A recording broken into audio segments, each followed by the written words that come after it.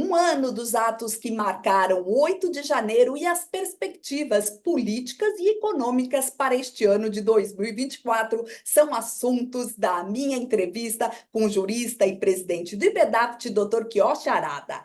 Olá, Dr. Kiyoshi, um prazer recebê-lo neste espaço do NGT Notícias. O prazer é meu, Viviane.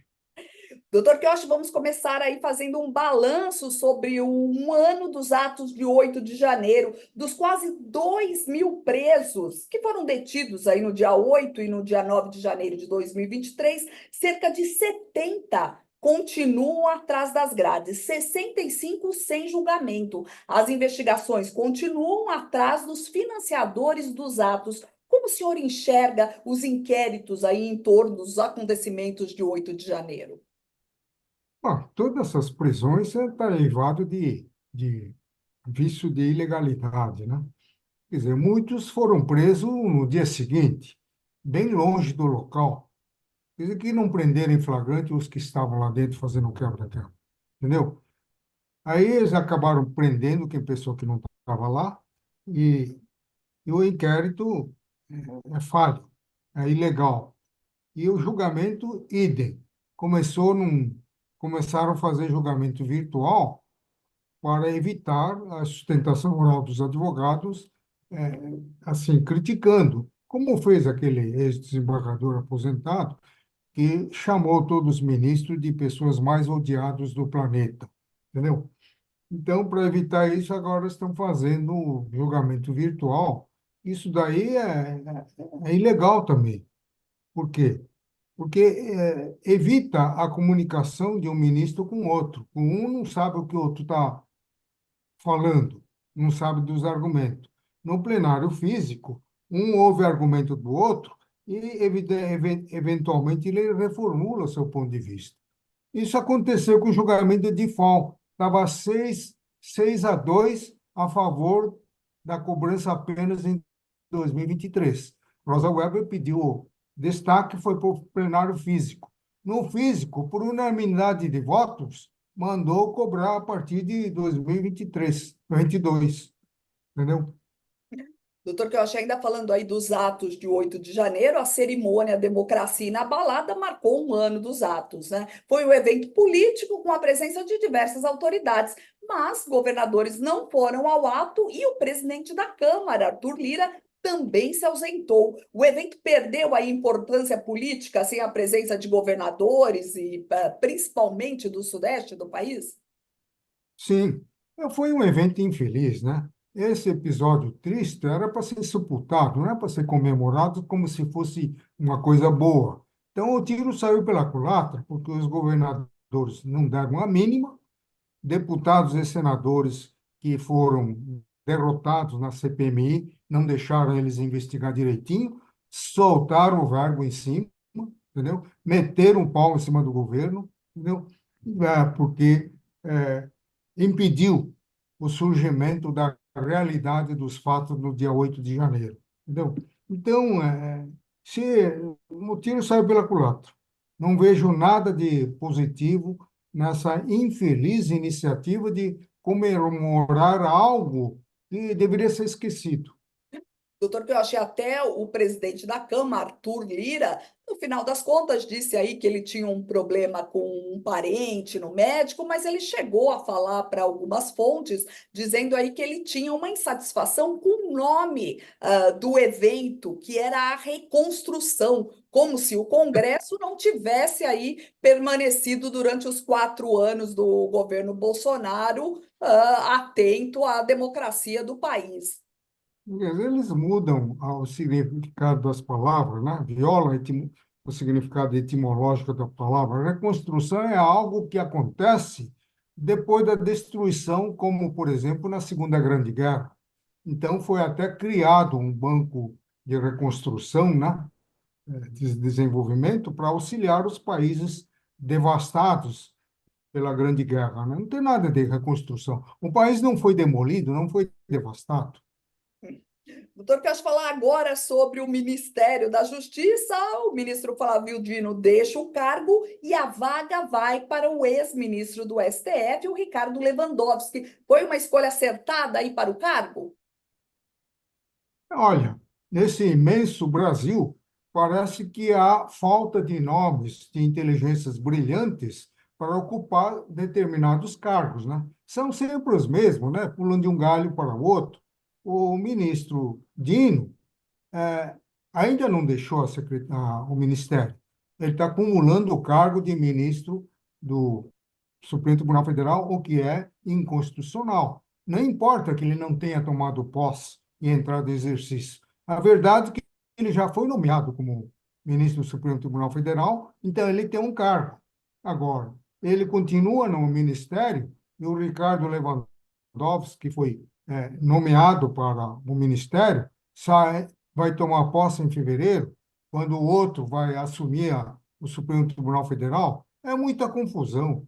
E depois, o ministro Ricardo Lewandowski, ele não gostou do secretário da executivo da Segurança Pública, que é o Ricardo Capelli. Ele diz que tem uma visão completamente diferente da segurança pública da visão dele, Lewandowski, né? Então, ele quer levar, se já não levou, o advogado Manuel Carlos de Almeida, né? Que foi assessor do ministro Lewandowski enquanto ele estava no Supremo Tribunal Federal, e hoje ele é diretor jurídico da Companhia Siderúrgica Nacional. É um nome realmente de é, renome nacional, isso não tem dúvida. Agora, eu acho, Viviane, que o Ricardo Lewandowski tem um perfil bem melhor do que o atual ministro Dino, que só fica provocando a população com palavras pesadas, com cerceamento da liberdade de expressão.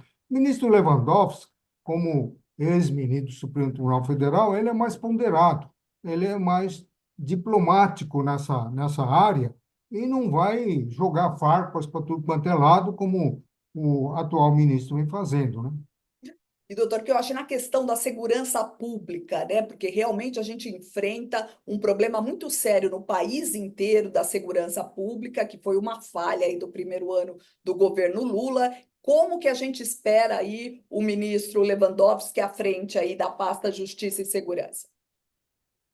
Ele pegou uma batata quente, né? Porque agora estamos no auge, praticamente, da escalada do crime, né? No Rio, São Paulo, Salvador, entendeu? Então, tudo isso ele tem que se articular com a Secretaria de Segurança Pública dos estados para dar um combate, porque o Ministério, embora tenha criado o Ministério da Justiça e Segurança Pública, ele não tem um corpo policial próprio. A Força Nacional de Segurança são as polícias militares dos estados, que são convocados para agirem sob um comando único em alguns momentos mais difíceis, né? Mas eu acho que o ministro Lewandowski, com a experiência que ele tem, ele vai fazer uma gestão bem melhor do que o ministro Dino. Doutor Quiochi, no final. Agora, Viviane, aconteceu uma coisa estranha. Só no Brasil que acontece isso.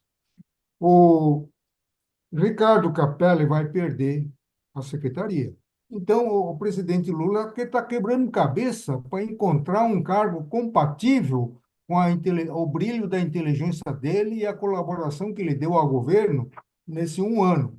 Quer dizer, não existe isso. O homem não é servidor de carreira, ele é servidor nomeado por ah, de livre nomeação do presidente da República, exerce um cargo em comissão. Por que que tem que arrumar outro cargo para ele? Doutor Quiochi, no final do ano passado, o governo aí enviou uma medida provisória que limita a desoneração da folha de pagamento de 17 setores da economia. Parlamentares já haviam derrubado o veto do presidente Lula sobre o projeto de desoneração da folha de pagamento. O que quer o governo com essa atitude, doutor Quiochi? É uma disputa com o legislativo? É uma afronta ao Poder Legislativo, porque o Congresso soberanamente prorrogou a desoneração da folha até 2027 para se não me engano, 14 setores da economia, entendeu? Para fazer a economia crescer, para estancar a escalada do desemprego. Agora, e ele vetou esse projeto de lei. E o Congresso derrubou o veto e promulgou a lei. Ponto final. Agora, no dia seguinte, ele faz uma medida provisória em sentido contrário. Onde que está a relevância e a urgência da medida provisória para desfazer aquilo que o Congresso Nacional aprovou soberanamente? Onde que está isso?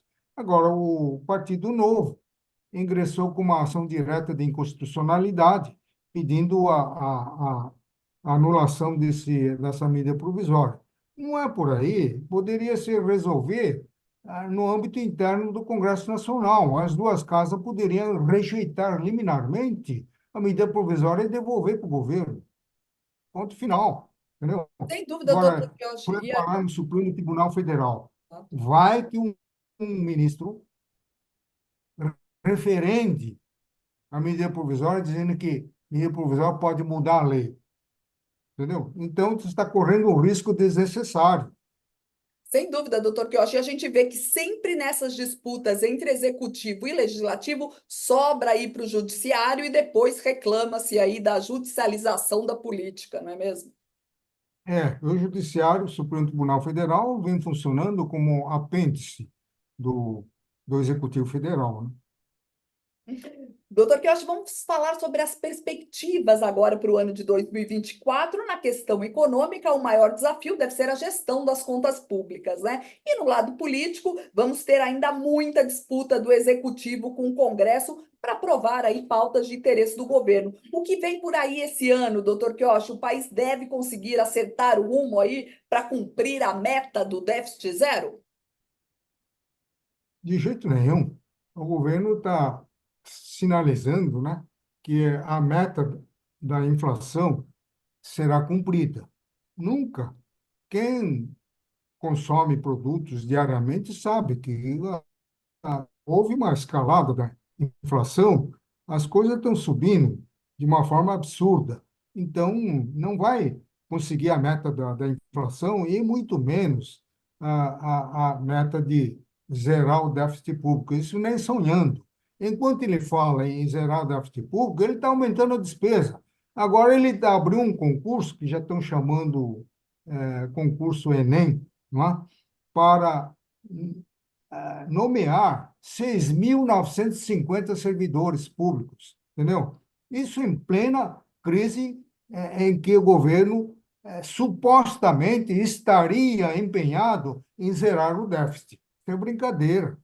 Imagine, então, quando for implantado o comitê gestor, que é um órgão eh, de âmbito nacional, quantos servidores em comissão serão nomeados por conta dessa confusão desnecessária que a reforma tributária criou. Doutor Quiochi, e ainda para 2024, a gente tem aí, fala-se do Enem dos concursos, mas tem aí pela frente a reforma administrativa. Deve sair essa reforma em ano de eleições municipais? A reforma administrativa não vai emplacar, porque já devia ter saído antes. Agora, na proximidade das eleições municipais, isso daí fica mais difícil para o, os parlamentares votarem, se bem que não vai ser a eleição em nível nacional, não é? Mas, se sair, vai sair uma coisa para mexer só com funcionalismo. Eles não vão querer enxugar o tamanho do Estado. Então, a reforma administrativa, na verdade, deveria denominar-se reforma do Estado. Tem que diminuir o tamanho desse Estado paquidérmico que não cabe mais dentro do PIB. Entendeu? É muito cargo, é muitos órgãos, é muitas instituições que são diariamente criadas. Não é? Até agora há pouco, que o ministro Lewandowski resistiu. Eles queriam desmembrar o Ministério da Justiça para dar mais emprego, dar mais cargo, entendeu? Então, um ministério desmembrado não é só o titular do novo ministério que vai ocupar o cargo. embaixo dele, vem aí os centenas de penduricários, diretor de departamento, diretor de divisão, superintendente, chefe de seção, entendeu? Então, não há, não há perspectiva de fazer um enxugamento, do tamanho do Estado. Doutor Cacho, nosso tempo terminou. Eu queria muito agradecer sua presença aqui no NGT Notícias e temos aí um ano aí de muito debate, com muitas pautas políticas e econômicas para discutir nesse espaço do NGT Notícias. Muito obrigada pela sua participação. Até a próxima, Vivi. Esse foi o jurista e presidente do IBEDAPT, doutor Quiocha Arada, falando aqui no NGT Notícias de hoje. Muito obrigada pela sua companhia e eu te aguardo na próxima edição. Até mais!